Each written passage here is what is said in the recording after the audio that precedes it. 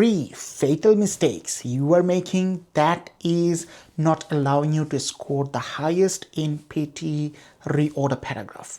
Number 1, you are not reading the whole passage. I know you are under a lot of pressure, especially during the PTE reading module.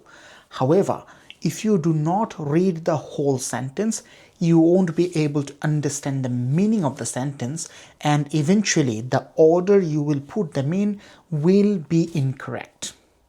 Number 2, they read the whole passage and try to think of the whole passage together. This creates another type of problem. In this problem, you read the whole passage and then think which one will go where. That will hamper your time management. You will take too much time to answer each reorder paragraph, and for each reorder paragraph you will need to read them again and again because you won't be able to remember where you read what. And number 3, the mistake that students make the most is that they do not focus on pairing. The strategy for reorder paragraph should be to find out the introduction first. Once you find out the introduction, you look at pairing.